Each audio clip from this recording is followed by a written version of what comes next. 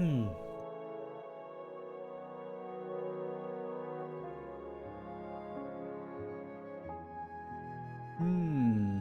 Hmm. Hmm.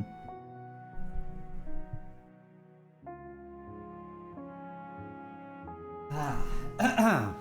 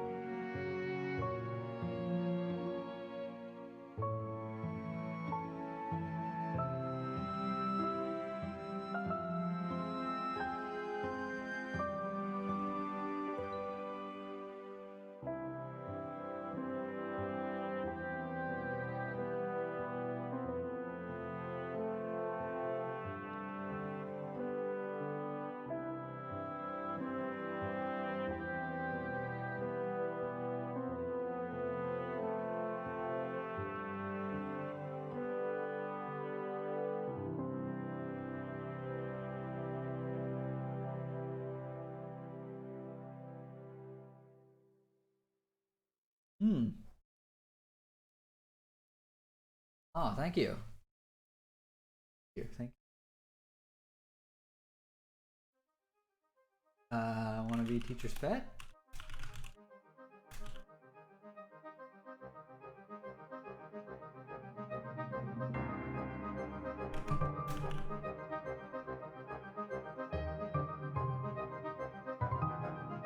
Oh, wow. Look at that. Wow. Wow. All right. Good job. DJ. Just a human guy. Good job. Amazing.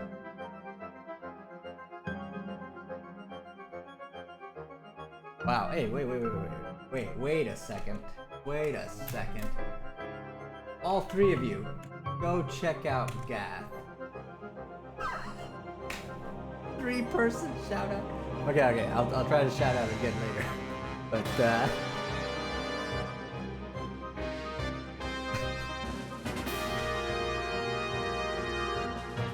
make sure you follow all three of you. And one of you is Gath.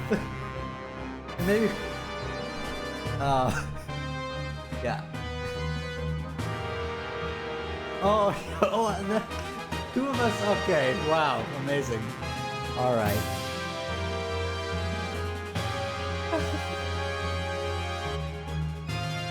Wow.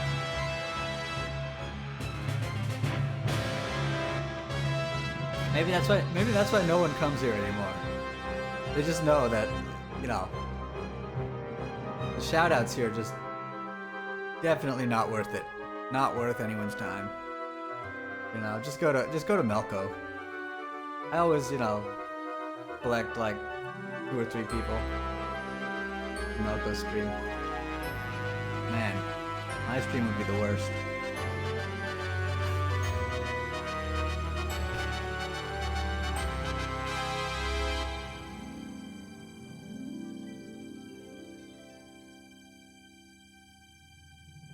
Oh wow!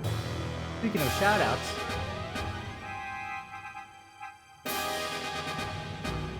Abdul Rahman, aka also known as Quintuple A, star of Calc 3. He's here. Good to see you.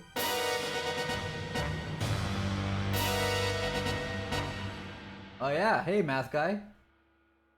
I wasn't, believe it or not, I was not thinking about you. So, I was not really worried. But yes, I'm glad you're here. Yeah. Good. Oh, Tropical Geek? Yeah.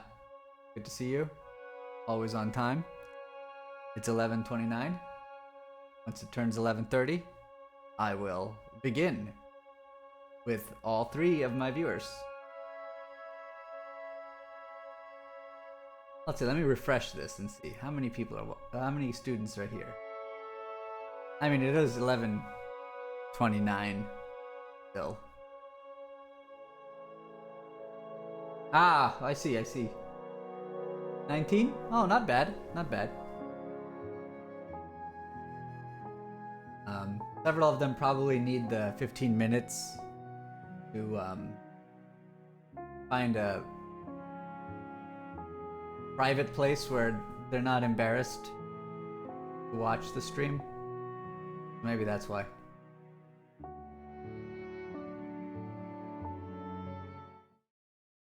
Alright, it's 11:30.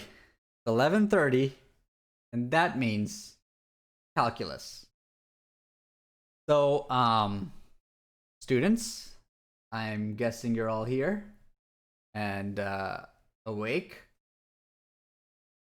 and ready to go. So remember, students,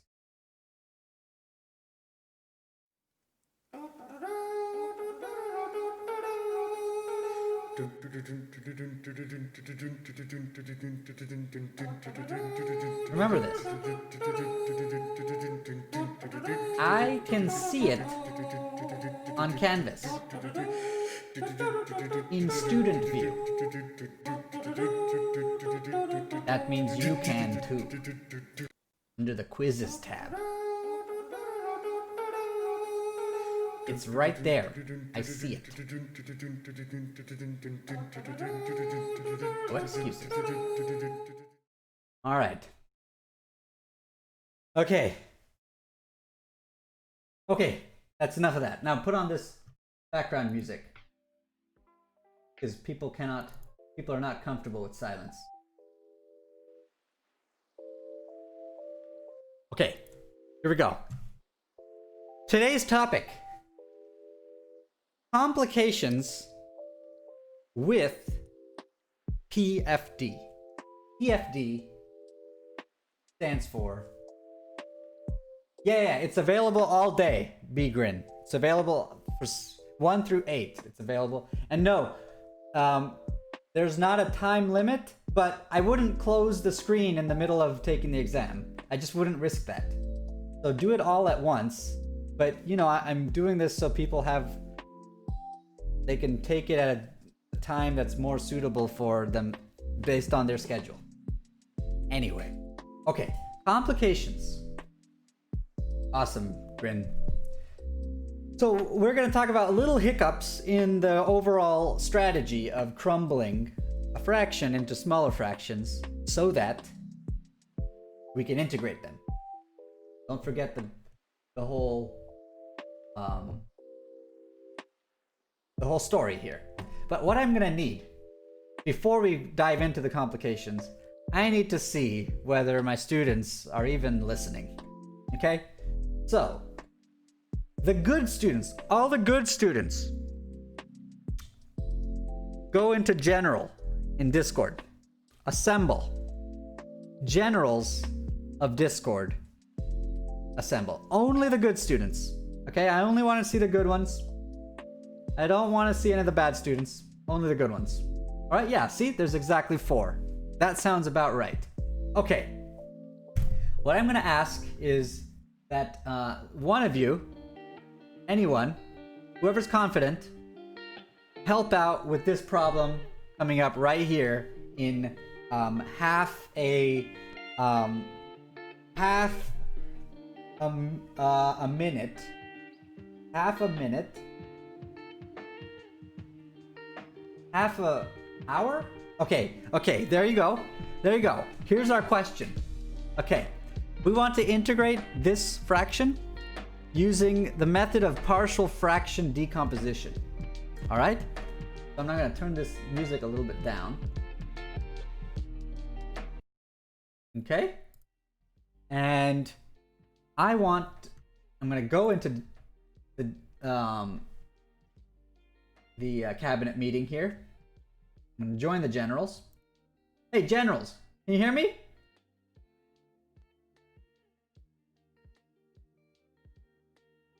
Yeah.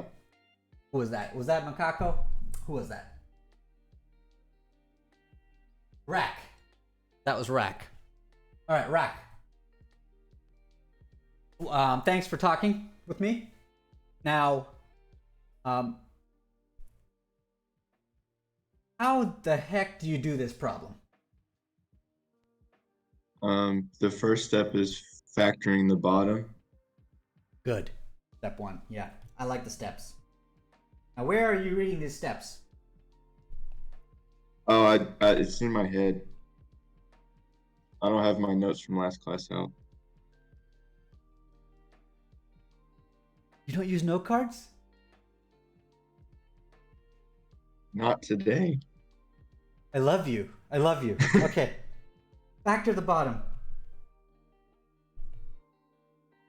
Okay. So how do you factor that bottom? It's x plus 1 times x plus 2, right? Yeah, absolutely. All right. All right. So meaning we're not integrating yet, right? We're just sort of messing with the fraction, right? Yes. Okay, so I'm going to do that for you here. I'm going to write the fraction separately here. And you do it on your end. Okay. Now, what do you do? How do you proceed from here? It equals a over x plus 1 plus b over x plus 2. Yeah, and a little technicality, Rack. What do you look for before you dive right into that template? Like, what do you just double check? That it's a proper fraction and that you have distinct linear Factors. Good. factors. Proper fraction. You got to make sure that numerator is smaller degree-wise than the denominator, right? Yes. Yes. Okay. So he did that really fast because he's really brilliant. Okay. So then I heard you bring up the template: a over x plus 1 plus b over x plus 2, right? Yes. All right. Now what do you have to do? You have to times it. Okay. Are you sure you're not reading from a note card? Are you sure? I just pay attention. Okay. All right. Step 3, times it. Now, but really, what's your ultimate goal? Your goal is to solve for a and b. Yeah, good. And the way you're going to do this is times it. Times it on both sides. Yes.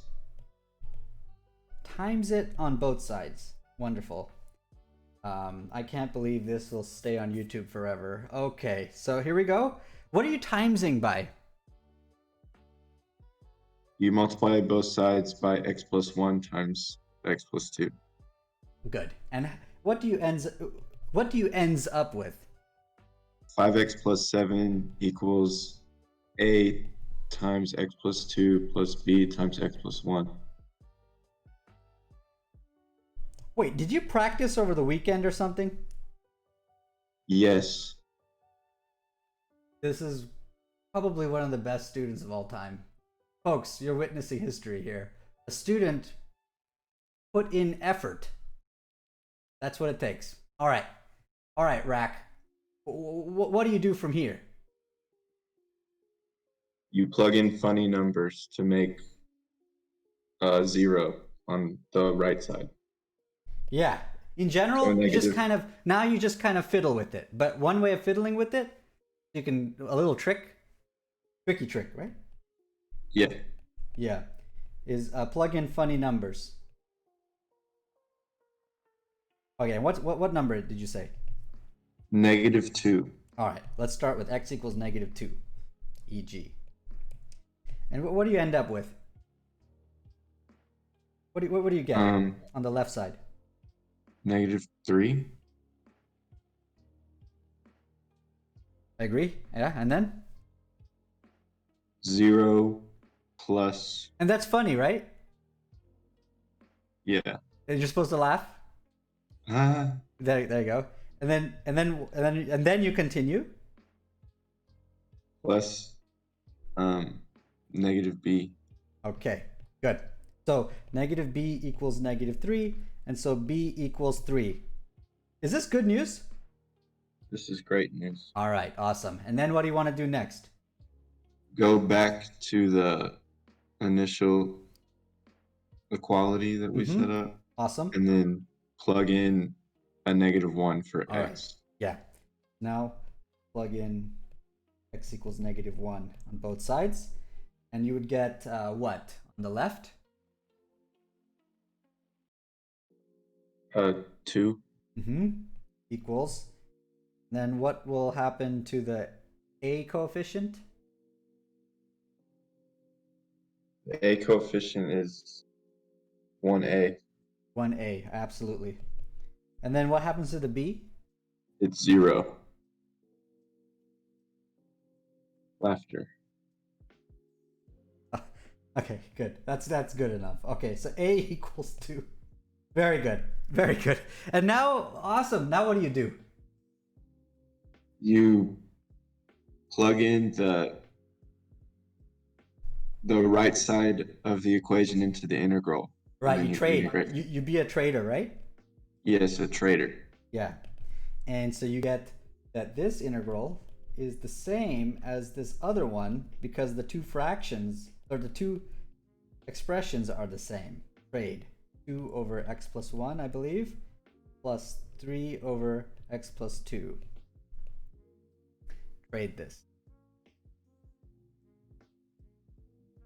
Because what happens to the right hand? What's good about the right hand integrals? Deliney. Yeah, it's ln. So what will the answer be for these integrals? 2 natural log x plus 1 plus 3 natural log x plus 2. There you go. With the absolute Yeah, awesome. plus c. Plus c. And now the question is, are you done with the problem? Yeah. Yes, good. It was not a trick question. Awesome. So done. Awesome. And so the generals really saved the class, especially Super General Rack. So Rack, round of applause for Rack in the chat. All right, folks. Awesome. Hey, thanks, Rack. Is it Rack or is it someone else?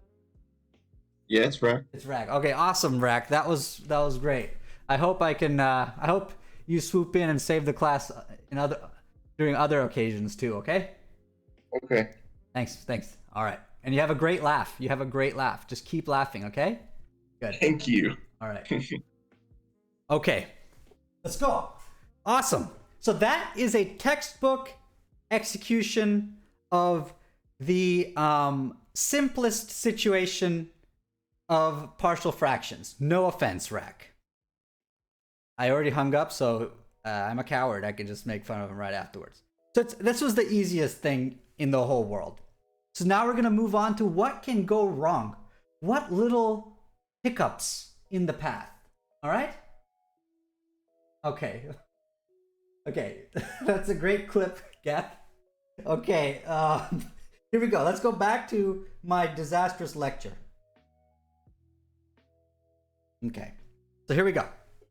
Put that music up. Okay. Sometimes you might need to long divide. I've written that here. All right? And I don't know how else to say it, but that's essentially the whole thing. Sometimes you have to long divide. Let me show you an example. Let me show you an example that one particular general key common contributor to the stream prefers. It's an example straight from the homework. All right, let me go look at the homework real fast. And we all know who likes these kinds of examples. Okay, there it is. There's an example. Okay, all right, check this example out.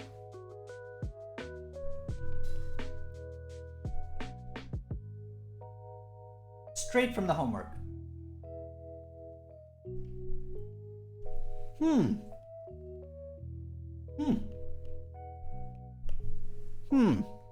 Interesting. Huh? That's right. That's right. Math Mama is here. Absolutely. That's right. They showed up. Okay. So how the heck the complication is simple. The top is bigger than the bottom as degree wise. See that Top is bigger. Big. It's got a 2. This is only the first power.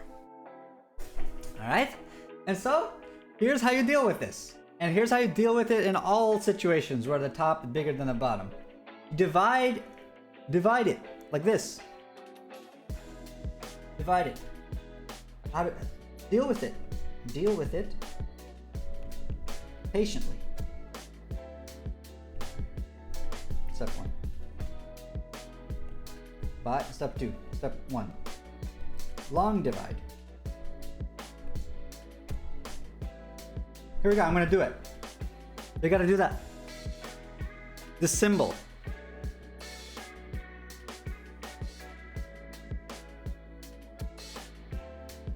Make it long and big.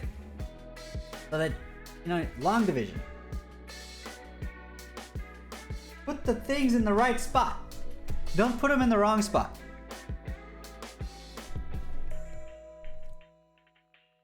Okay? Alright, so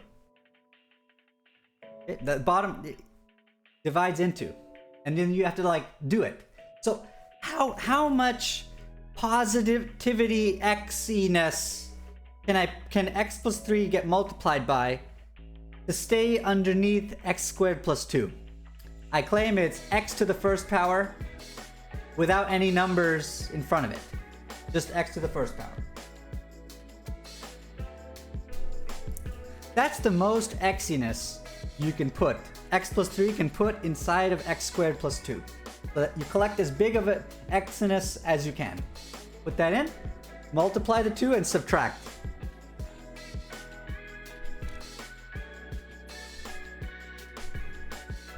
And subtract. Subtraction is always viewed as a bad thing, right? So let's keep it red. All right. And then you do this. Then you do this algebra. Do this carefully do it. So you get x squared plus 2 minus x squared plus 3x. Boom, boom. Look at my parentheses, how I keep them. Okay, now things are gonna cancel. The x squared is gonna go away. That means you took out as much x-iness as is affordable. That's a good sign. And then you're left with a bunch of garbage. Let me collect everything. You get negative 3x plus 2 still.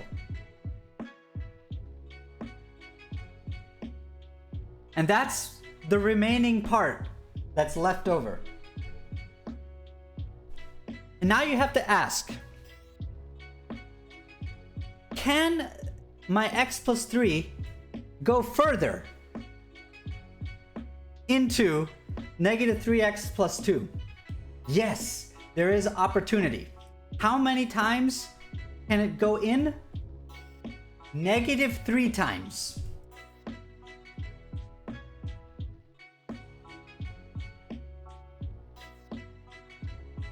Where did I get this minus 3? Because I'm trying to match the biggest parts. I'm trying to match the biggest part of this by multiplying this thing by something. And you see, I gotta get negative 3 times x to match up. Alright, awesome. So now I do this. I take negative 3. So I take a minus sign. Big minus sign. I take what I put there, which was a minus 3. Times green.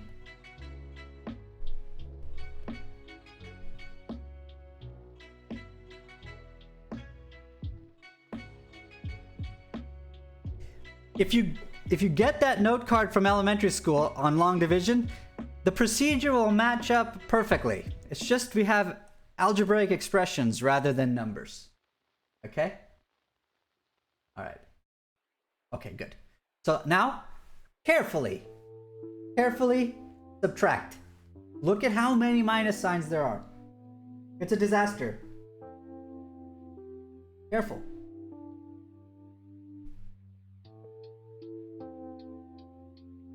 All of this minus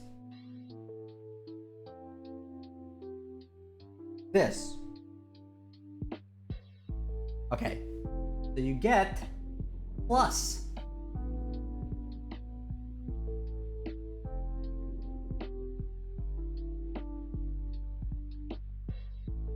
See that?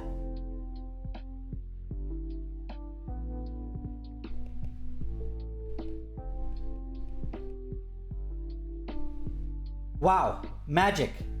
Awesome. Awesome. Awesome cancellation. That's how we arranged it. That's what we were looking for. The big parts went away, the X parts, and now just the numbers remain. That's how you know you're making correct progress in long division. The remainders keep getting smaller in degree.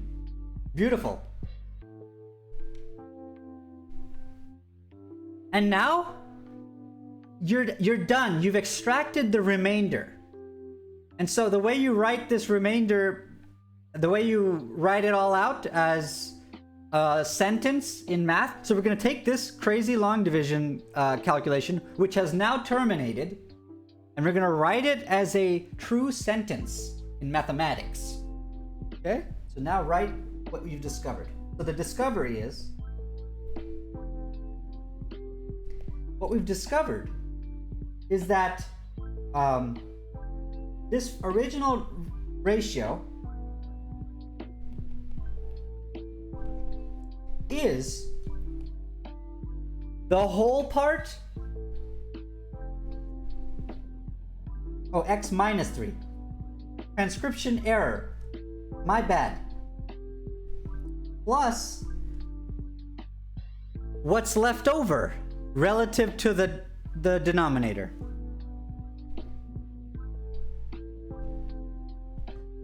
This is how you summarize this big long division problem. Notice where the remainder goes. It goes over the quotient object, the object that you're doing this with. Yeah? Okay. So there you go. That's what we've just established. Okay? And now this is a profitable trade. This is great. Great news. This is a good trade. This is really good. So because someone asked about this integral. This is difficult. Wow. The puzzle. How do you do this? Wow. Very difficult. But then you can trade it for this one.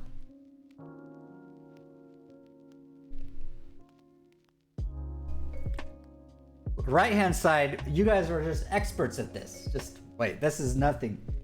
I just do these. This I just do in my sleep, right? Oh, there's a little bit of Eleni.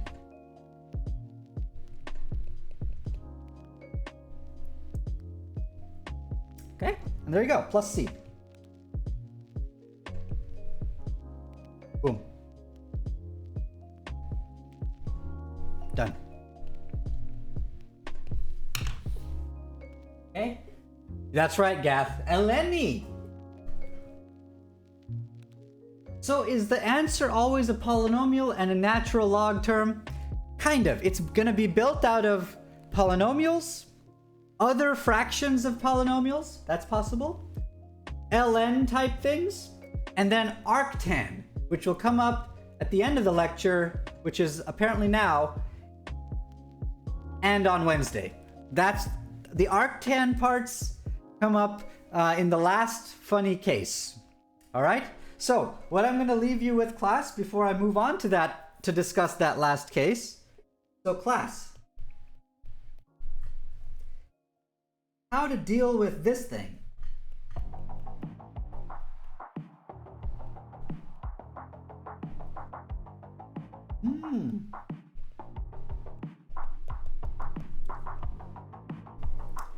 You notice we have a little complication.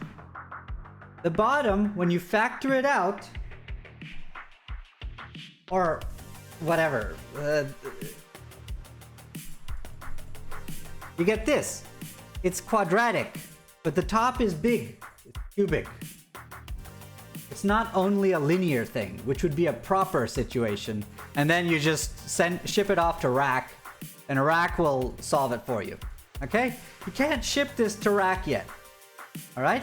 So you gotta figure out how to carve out the whole part, the whole numbery part, and then bring the proper fraction part out of this in this situation.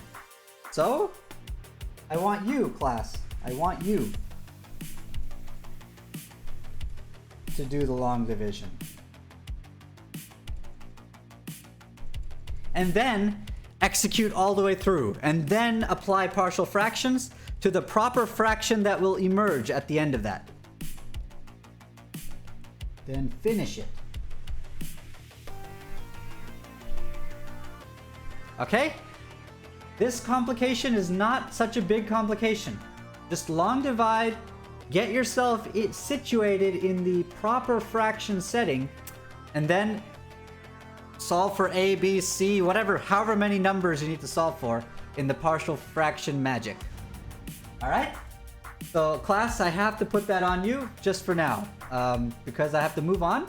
It's 11:55, so let me move on now. And I have office hours on Wednesday at 6. Bring all your questions if you're having difficulty putting it all together. Okay? Alright, so I once told you, recall, I once told you to expect arctan.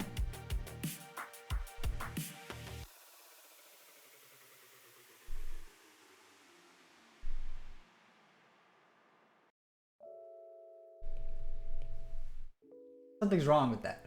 Oh. Arctan.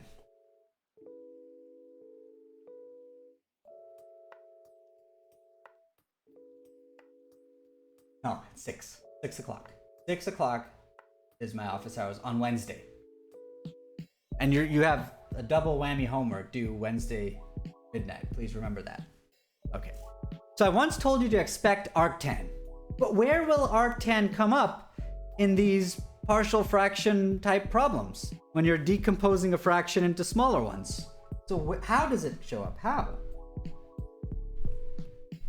And I need to tell you what which fork in the road will lead you down the arctan direction. Okay, so I need to discuss this. All right, so here's the discussion. Story time.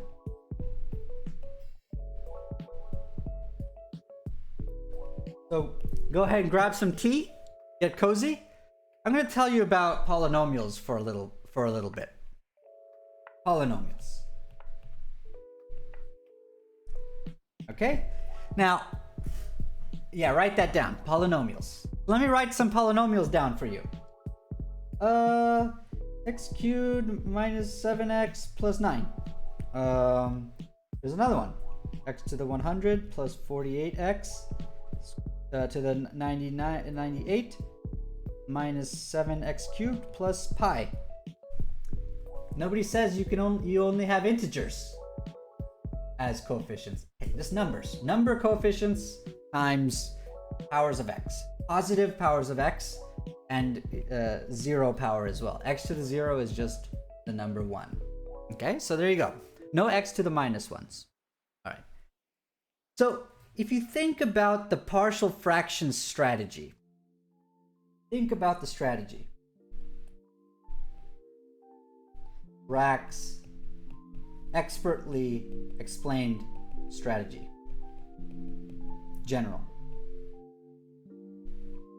Explained strategy.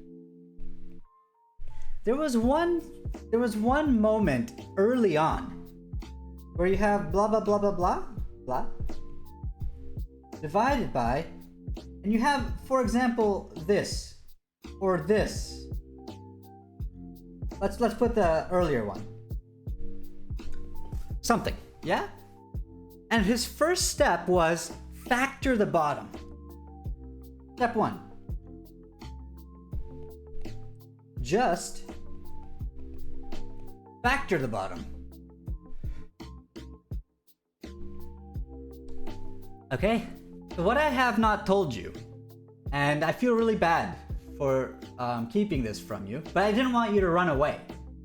What I haven't told you is that it's actually really, really, really hard to factor a random polynomial that someone shoves in front of you in your face, okay? In some sense, there is no algorithm for factoring a randomly given polynomial. Notice we've always just kept little simple quadratic things. All you can do is guess, but even the best guessing will not get you through a randomly chosen polynomial. Okay, like this one, you have no hope.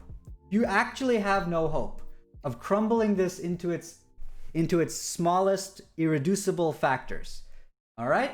So that's actually a hopeless task. Step 1 is extremely dangerous. You might never get through step 1 if someone gave you a truly random math problem. All right, so that's the first thing I want to tell you. But I want to tell you something it's gonna sound contradictory to what I just said. All right? It's gonna sound contradictory to that. And it's the following magical theorem. So there is still, however, there is a magical theorem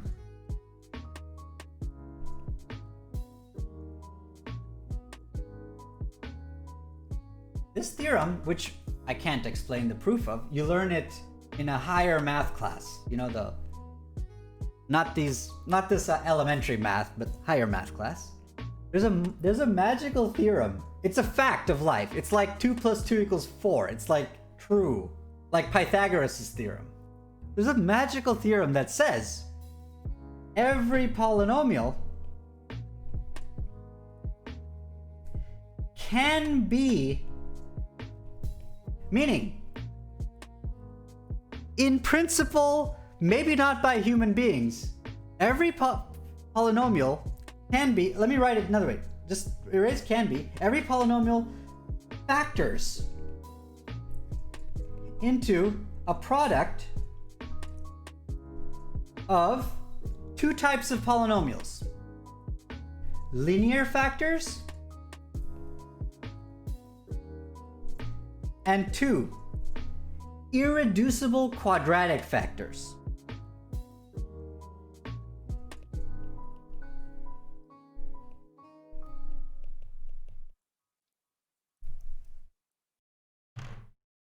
Now, Anonymous Cowboy 67 has the correct reaction here, because I just told you that you won't be able to factor.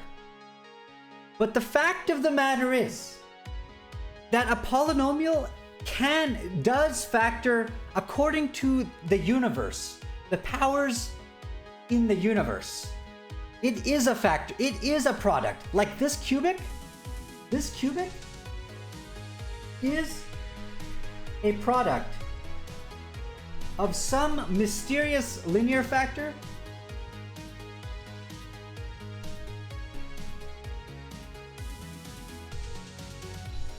and a quadratic factor.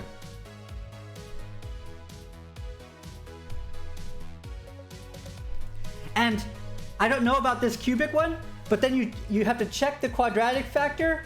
It might itself factor further, or it doesn't factor further, and it's an irreducible, unfactorable quadratic polynomial. Let me give you an example of this. Example. Classic. X² + 1 cannot be factored in as a product of 2 linear factors. All right, this can't be factored. As, you know, x + a times x + b, where these two are real numbers. You know, those are the only numbers that exist, right? So you can't factor this further, crumble it into more factors. It's just it is what it is. All right? But I can show you more. Let me show you more.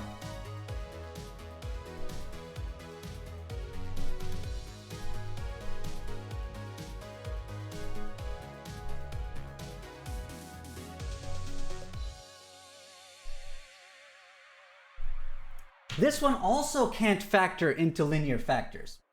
Here's the reason why. Here's how you know that a quadratic polynomial can't factor into linear factors. Follow this chain. If it factored, the parabola that it represents has to have x-intercepts. Because you can plug in x equals negative a or x equals negative b, and that would be an x-intercept if this parabola equation factored. But x squared plus 1 is a floating parabola, so it can't possibly have linear factors. Similarly, x squared plus 2x plus 2 is also a floating parabola. This is also floating. And the way you can check whether it's floating above ground or buried underground and upside down, that could happen if the coefficient in front of x squared is negative. But let's just talk about floating. So how do you know it's floating? You check the b squared minus 4ac.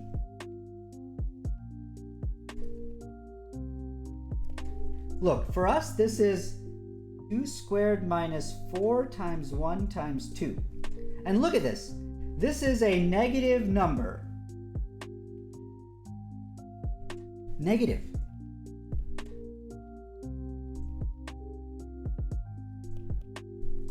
And why is that important? Because it says that this parabola can't have any x-intercepts. Because to find the x-intercept, you would have to square root b squared minus 4ac and sing that whole song that you've memorized to find the two x-intercepts or whatever. You won't be able to finish that song. That means this parabola is floating, and that means it can't possibly factor. So the irreducible quadratic factors don't just look like x squared plus a number. That's my little lesson for you. They can look a little bit more complicated. But they're out there. There are quadratic factors that are out there that can't be factored further. And so we have to somehow deal with that situation. We need to deal with the situation where one of the factors is a quadratic irreducible factor. And by some miracle of nature, every conceivable polynomial you can imagine will crumble into linears and irreducible quadratics, and there are no irreducible cubics, and there are no irreducible degree 4 chunks. Those always will crumble into either linears or irreducible quadratic little further pieces. It's a magical theorem. How on earth did anyone prove that? Because I just told you earlier that algorithmically you can't find the factors. A human being cannot just go and find the factors. So how on earth can a human being prove this kind of thing? Welcome to the beauty of higher mathematics. Okay, so let's look at a situation where we have an irreducible quadratic factor. And I'll show you how to partial fraction decompose it. Example. Typical example. 1 divided by x squared plus 1. Okay, I'm not going to stop there because I know you already know this is arctan. But what if there's other factors?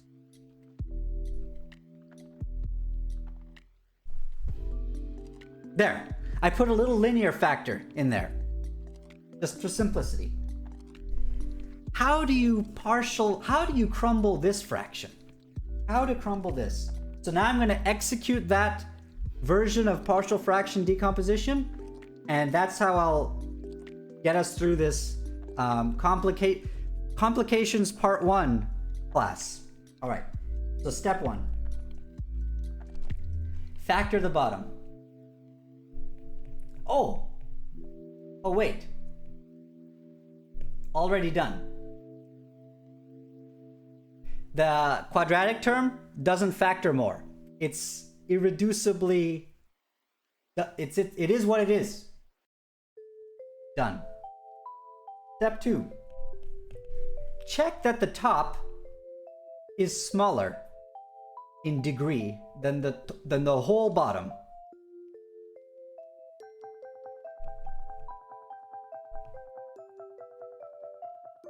The bottom has degree 3.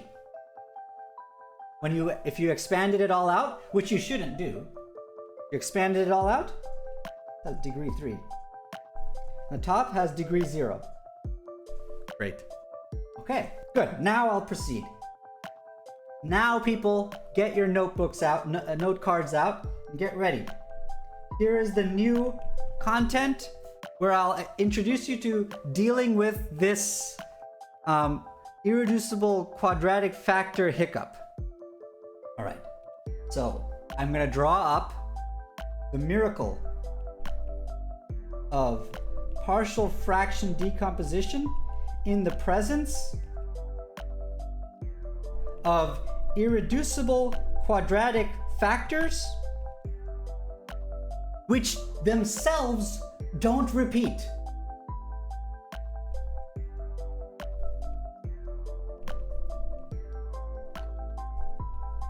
If you notice the pattern to all of these, there's like a version where what if some type of factor repeats, and what if there isn't? It's not that much more to memorize or learn, okay? So same thing happens with these quadratic type of factors. Because this is the miracle of PFD in the presence of irreducible quadratic factors which don't repeat. All right, so write that down. It says, it declares that your complicated fraction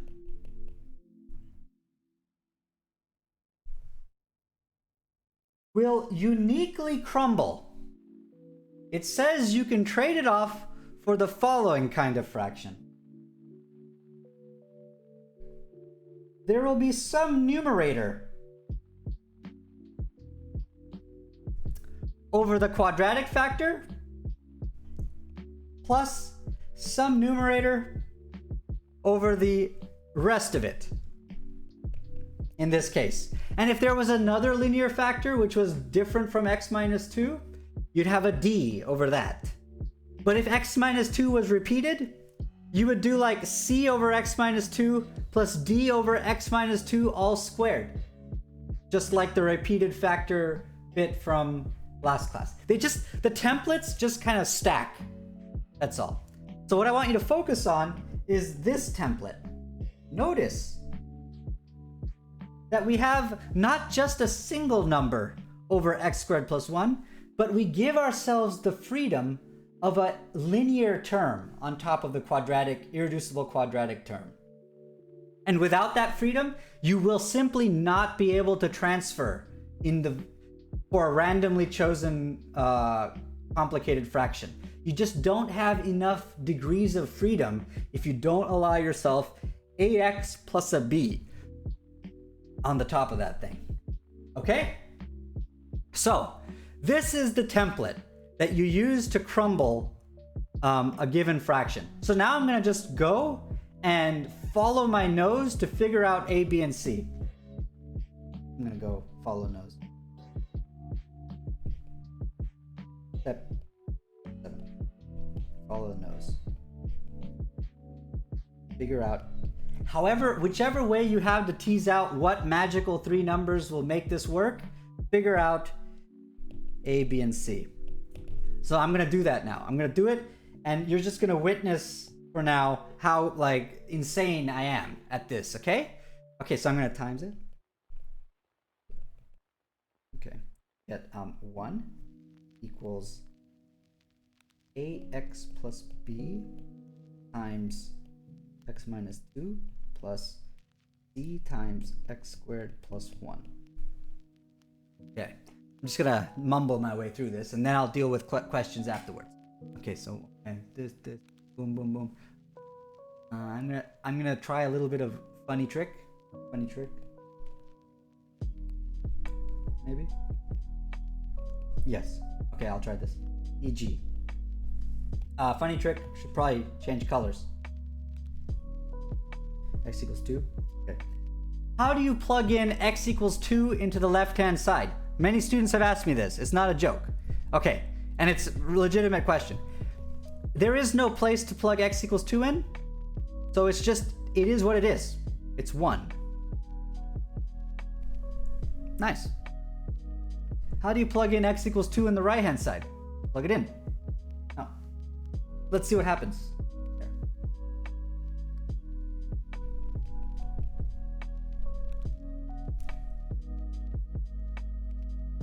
Chat? Any, chat? Anyone in chat wanna? There you go. More. Not just, that's my brother. That doesn't count. More engagement. More. Just a human guy, teacher's pet. Thank you. More macaco. Thank you. Yes. Spam it. Yes. Good. Awesome. Good use of that emote, B-boy. Cultured. Just a human. You're using that emote correctly. Good. Awesome. All right, let's do this. 9, remember, 2. I think I did that right. Okay, so you get 1 is 5 times C. In other words, C equals 1/5. Wow.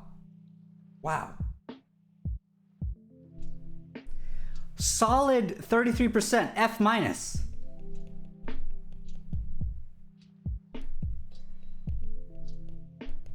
Right? I need all three. I need A, B, and C. So far, I got myself a good solid F minus. Okay. Now the question is, what tricks do I have up my sleeve after this point? And I gotta say, I don't have a funny trick that's currently available for you. I'm talking down to you. I never do that, as you know. You're not ready for how to implement this funny trick, even in the presence of, like, what kind of strange numbers do you plug in to get a 0 on the other side? You're not ready for that yet, okay? Just talking down to you. So I'm gonna show you some other ways to get around this. Okay, so here's what you do. What you do first is you collect what you know. So collect. What we know so far is this.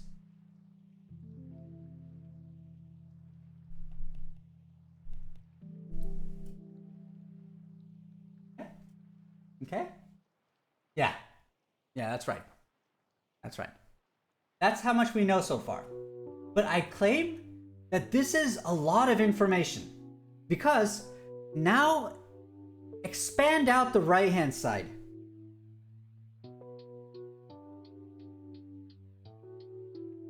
I don't know how you guys learned this, but like,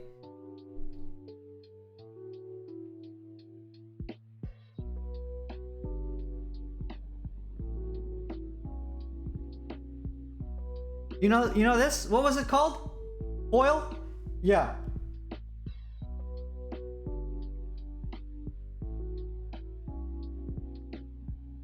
It's like a little bird, right? Do that. Okay. So you get ax squared. Some people learn it like it's a bird.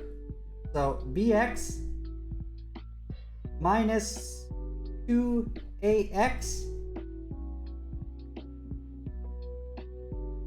minus 2b plus 1/5 x squared plus 1/5. This whole garbage needs to be just the number 1. Gath, oh, you never seen the bird? Yeah. It's called giving it the bird, I believe, the phrases. Okay? All right. So make sure you use that out in public.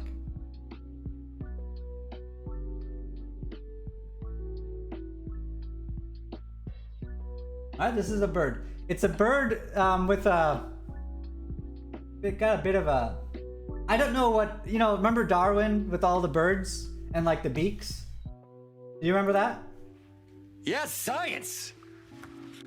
I'm not sure what this beak is good for. I think this bird doesn't have a good shot at surviving. But, whatever. It tries its best. Okay. Anyway, folks. I'm trying to make this monstrosity equal to 1. And so look at the following observation. Yeah, I know class is done. Go to your sports bar that's just ruining Stillwater for the rest of us. Go, and yeah, just spread your germs and everything. Okay, go. So I'm just gonna continue. You can watch it later on YouTube at the bar. Okay. So what I need to do is make this happen. I need to make this a reality.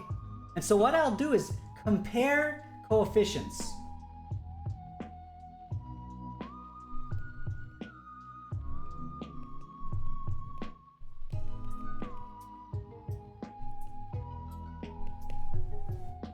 Compare the coefficients. All right. So let's look at the x squared coefficient. Okay. On the left-hand side, there is 0 x squareds. Okay.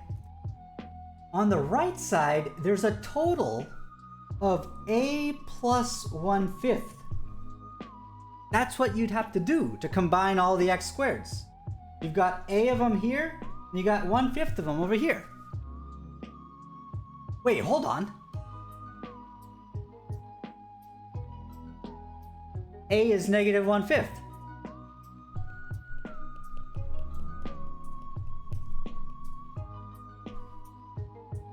We now have a D.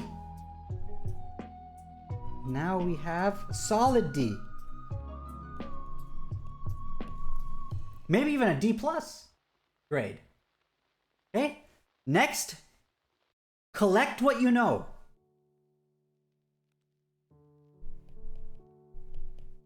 So in this expression, plug in negative 1/5 in for A everywhere.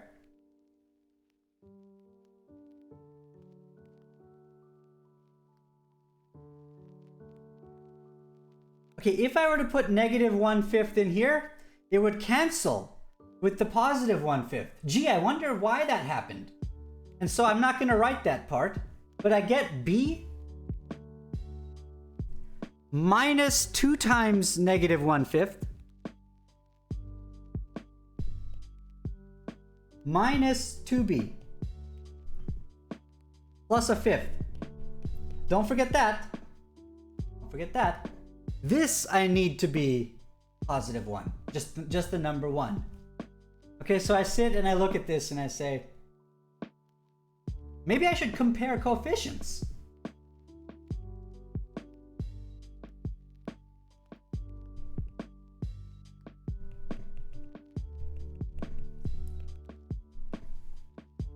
Well, on the left-hand side, the coefficient of x to the first power, that's a 1. It's a fancy 1. Like, fancy people write 1s like this. X to the 1 power, nothing. That's funny. That's funny. But on the other side, collect all the x's you see. Not your favorite ones, only some of them, not the others. All of them. There's a B, there's a 2/5. I made no mistakes? Yeah, seems to be none others. No others. Okay? B plus 2/5.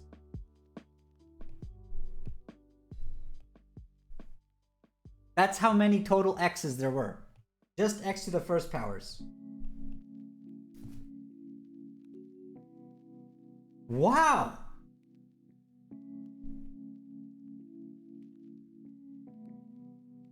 B is negative 2/5. A plus, which all my students are gonna get if they practice and stay with it. The class is gonna get really hard soon. So there you go. A plus, awesome. Learn from rack. Put in the effort to get through. All right. So now put it all together. Step 8.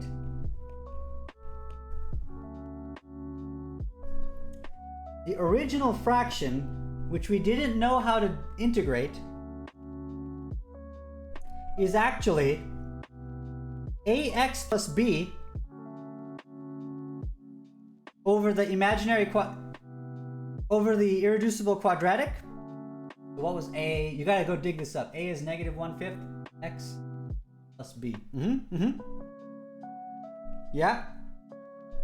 Plus b. Over plus c over the x plus x minus 2 factor. C was 1/5.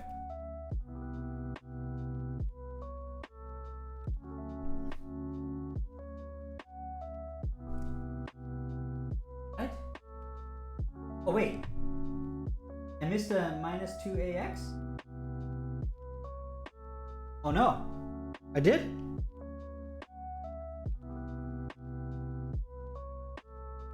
Hey folks, is Root Guy right?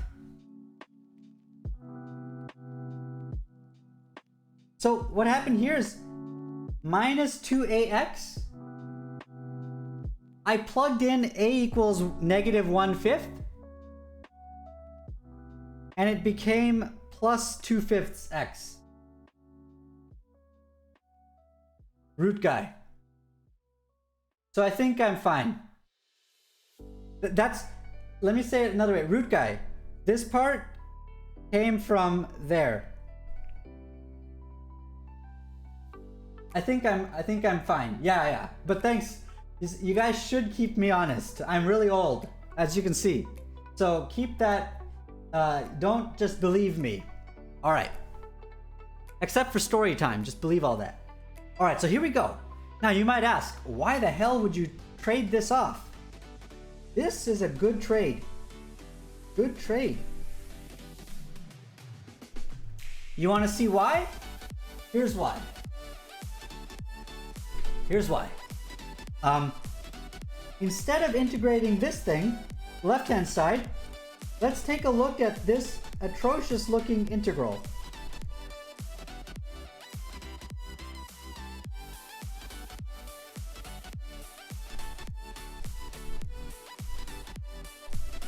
Okay, this one, boom, ln e, right? It's 1/5 ln x minus 2. That's good. You agree that's good. But what about this garbage left-hand side? Split further. Using the principle of boom and bam. The boom and bam move, right? Okay, this is negative 1/5 x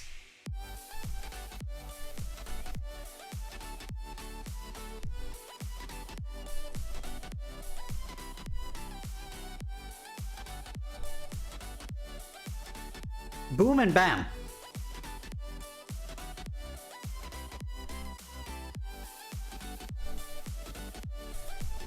But look at bam. Bam is immediately negative 2/5 times arctan. It's arctany.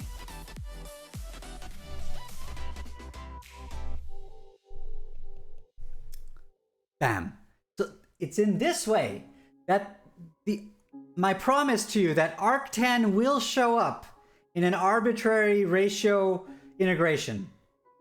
You will find it, and the way it shows up is via the irreducible quadratic factors that might appear when factoring the bottom. Now, what about boom? Boom is a Chisonen style ordinary substitution. So u equals negative 1. Wrong. I just messed up. Wrong. Laugh at me. U equals x squared plus 1. Du equals 2x dx. And so x dx equals 1/2 du. And so, translating, you get negative 1/5 times 1/2 du divided by u. That's just u. X dx was 1/2 du. And then I had that minus fifth over there. Okay? So this is negative 1/10 times the integral of 1 over u du. ln! Man, ln doesn't take a break when it comes to these ratio type integrals.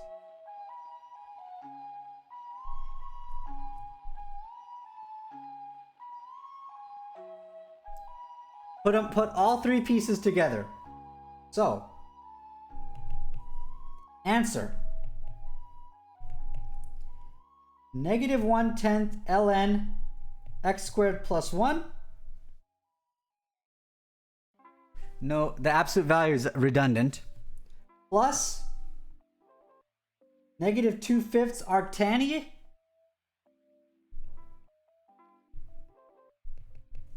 Plus, don't forget this one. Wait, hold on. This is positive. Yeah, good. Plus 1/5 ln. Now the absolute value is needed because that could be a negative quantity in there. Plus c.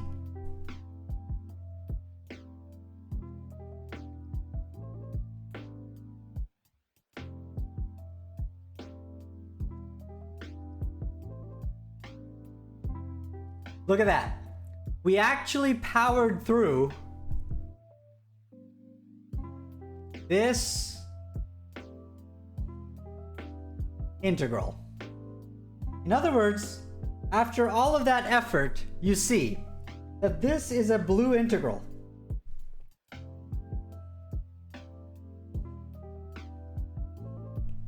And with the template that I showed you that you must use in the presence of an irreducible quadratic factor, with that template, you notice that these kinds of fractions are also within the realm of possibility, within the human being's ability, within our finite, small brain, collective consciousness ability.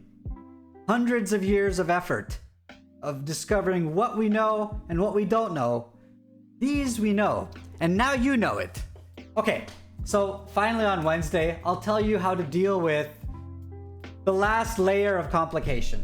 But it's nothing to fear. It's just these three pieces, these three templates that I've shown you, distinct linear factors, not distinct, irreducible quadratic, how you fit them together in combination to in principle, crumble any fraction down so that you can integrate the constituent pieces. All right. Blue integral means it's the integral. Blue means this. These are all the, you must be new around here. This is all the integral problems that anyone could ever ask. And then there's the ones that are possible by humanity, basically. Actually, also by any alien species that ever shows up. There's a sense in which we can measure possible and impossible. Okay, yeah. This small dot represents the integration problems that end with a simple closed form expression involving the functions on your calculator. Right here. And what we're exploring in this first third of the class is which integral problems are in here. And my students are learning that there's a lot more than you initially think. And we're sort of exploring that territory. And what we're in the thick of is, what if you have fractions of polynomials? Are those easily integrable? Answer, yes, with the power of partial fractions. Okay, I don't want to repeat the whole lecture again, so I'll just stop right there. Okay, Shungite was redeemed. All right, Shungite. Here you go, Shungite. This is for Tropical Geek, who always needs the daily dose of Shungite. May this protect you from 5G radiation and 6G. All right, and thank you Kappa Key for following. Thank you Biotech Nick. Welcome. Thank you El Primo. Thank you J Codit. Thank you Malcolm. Thank you 0 times C3301. Are you a human? Not sure. Thank you, Shaquille Oatmeal. Now that's a name. Thank you, Arthur Silva. Thank you, Yuvaraj Sena. Interesting name. Thank you, Guayez 2020. Thank you, Just a Human Guy for Teacher's Pet. All right, everyone, Just a Human Guy was Teacher's Pet. Congratulate them. Let them know that they are special. And with that,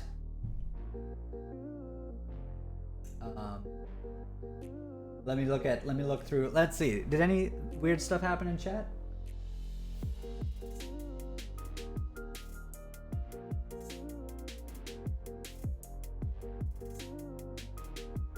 All right. BMP is the one that threw the apple on Newton's head. That's how old I am. Correct. B-boy. Okay. All right. BMP is giving us the bird? That's right. Mathematically. Don't misunderstand.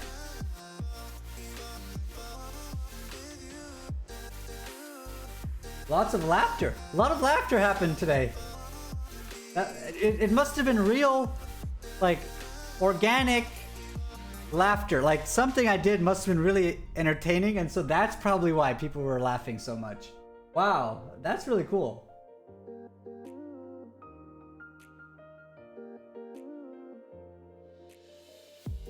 EMP equals Sith, confirmed. Great.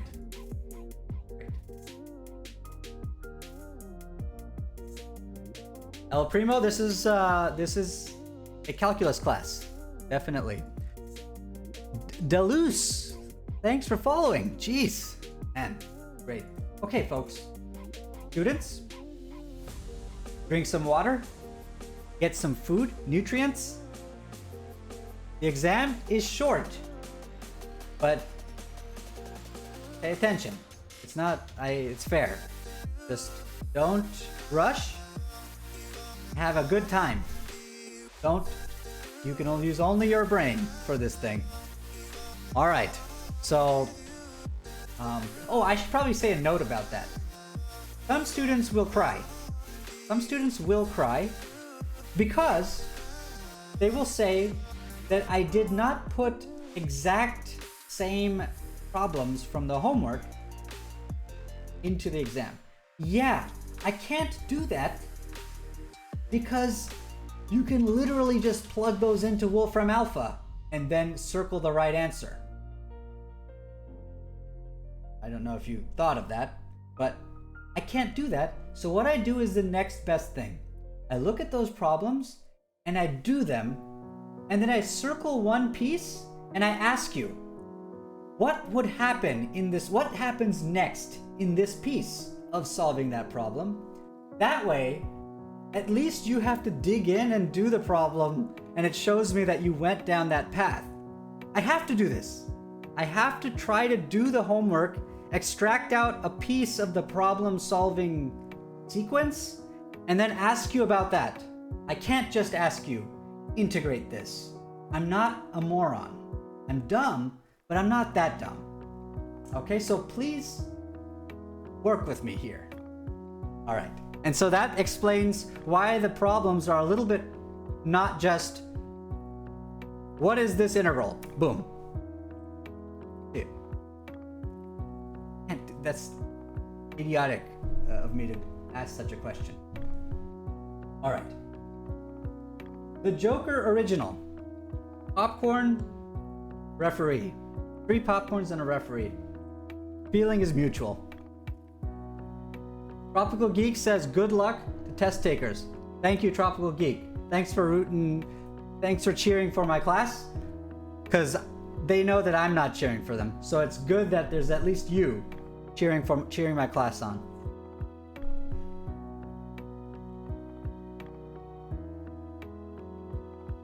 B-boy, they need to see a doctor immediately. You need to get the medical attention to that person immediately. Okay.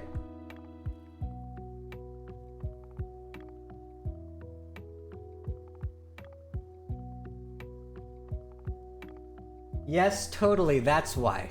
Wow, snarky comments from the people that are supposed to be my allies. Man, I get no respect.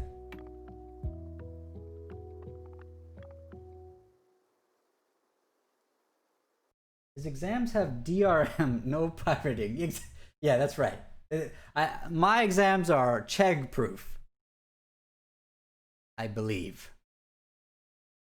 I mean, I'm gonna go check. It'll be clear if a student uploads the problem to Chegg. I can just see the problems are so weird and phrasing and have inside jokes in them. It's just like, dude.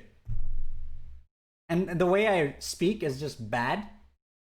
You notice I don't speak like one of them professors, the fancy ones. Yeah, I speak with birds.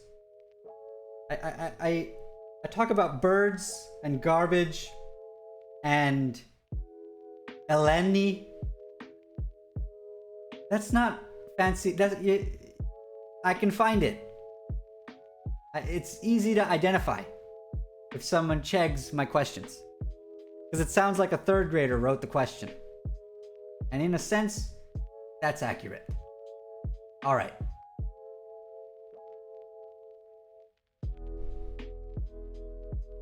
That's right.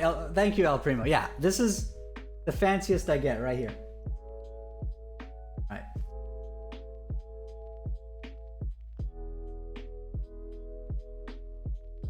The test is okay. Test is at 1.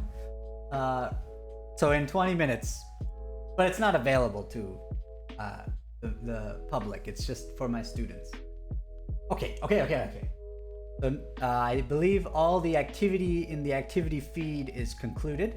I have given everybody what they redeemed. Now would be a good time for me to wind this thing down. Students, I have office hours on Wednesday, 6 p.m. I think some of you might show up. I hope you do, because the class is getting juicy. Next week's gonna be crazy, folks. And then the week after that, even crazier. We're on the uphill climb. We're not at the peak, nowhere close. So get ahead. Don't, as much as it's possible with this terrible medium of online teaching, try not to lose momentum in the class. Work together in Chegg, in the Chegg, no. Work together in our Chegg, in the Discord. Do practice problems with each other. I'll try my best to keep the class engaging. But I know it's hard to maintain momentum, but this is the situation we're in. So let's do our best. It's gonna get hard. The class gets really hard in that middle late stage. So we gotta be in the work mode, in the active working mode. Oh, thank you, Tropical. Yeah.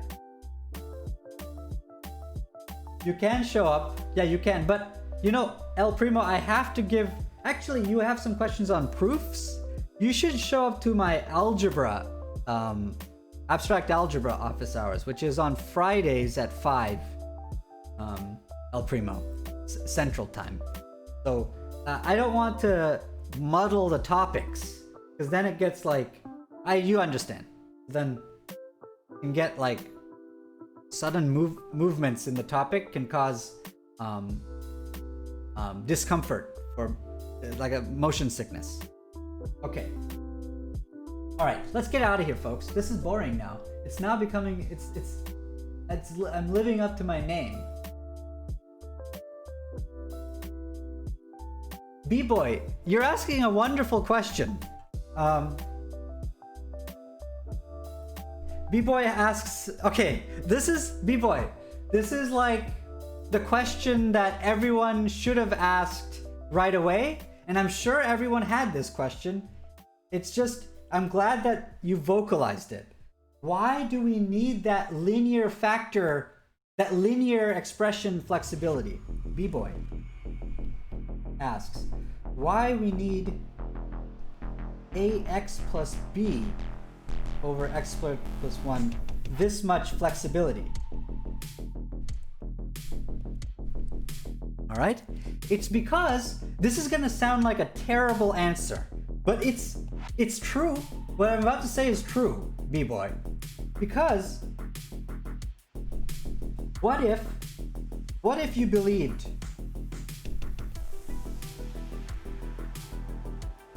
I mean, your name is B-boy, right? What if you believed that all you needed was B?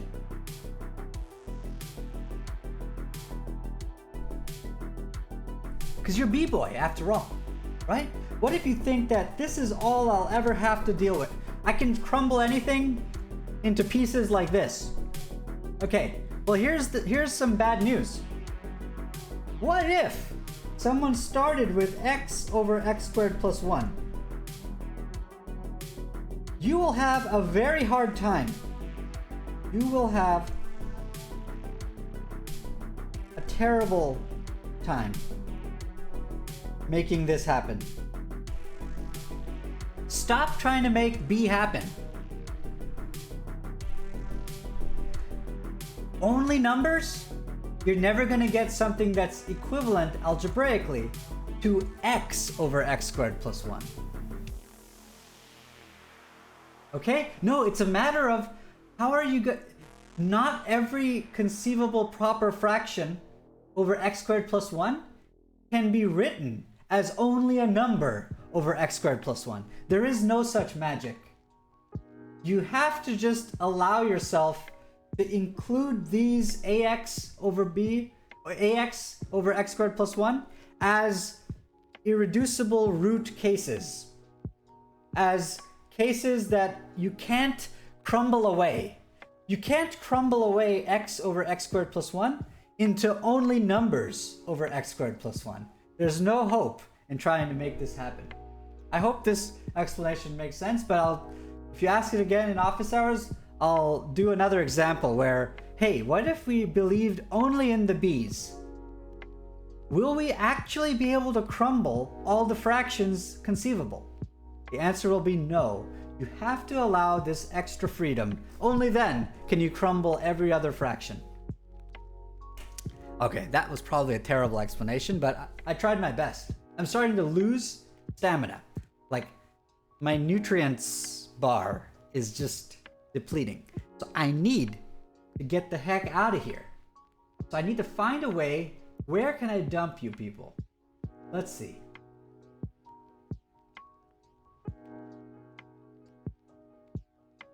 I don't know. I don't know how to raid. I always get the same options. Hikaru. We're not going to raid Chess Hikaru. EJSA? They do like Kerbal Space Program. Yeah, Melko's on. I learned, I don't know, is this true? I learned that it's cringy to raid the same person 2 times. So I didn't know that. I don't know what's cool among the streamers. Okay? I've been raiding Melko like twice a day for like months. And he finally tells me that that's not cool. That's like cringe, okay? So, okay, I didn't read that in the rules. But I think it's a Twitch analytics thing. Okay, well. Oh, so we should raid like as diverse a collection of people? Is that the idea? Brother? We should like raid. Okay. Maybe? Okay. Okay. So who someone show me someone like someone new. Like, anyone have any new suggestions? Let's be cool like the other people. Okay. Where should we go? Educational, please. Maybe. You know, that's vague term, educational, but I mean, apparently what I do here is educational, so it's very loosely construed. Okay, so no one has any ideas, so let's just let's go with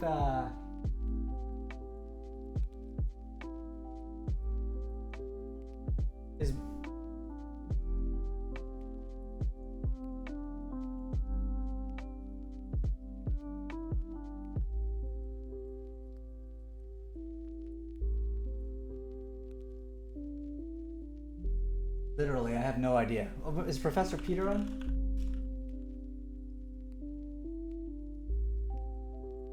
No. Is Gath on?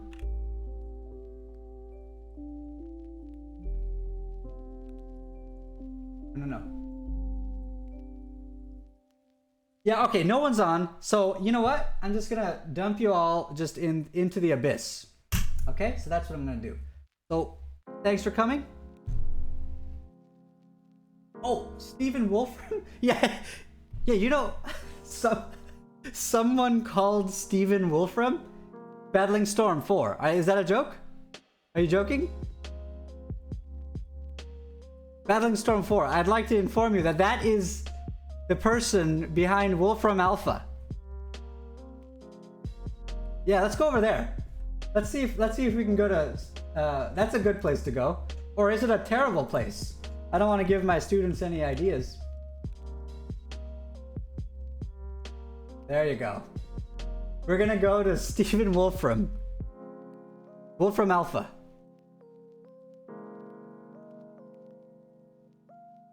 Alright, this is great. Go spread the good news that we can deal with irreducible quadratic factors in the denominator when trying to crumble a fraction. We know how to deal with them, at least when they happen only once. Okay, so go tell Stephen Wolfram that. I'm sure Stephen Wolfram has never learned this. So go teach Stephen Wolfram what you learned today. Wait, what?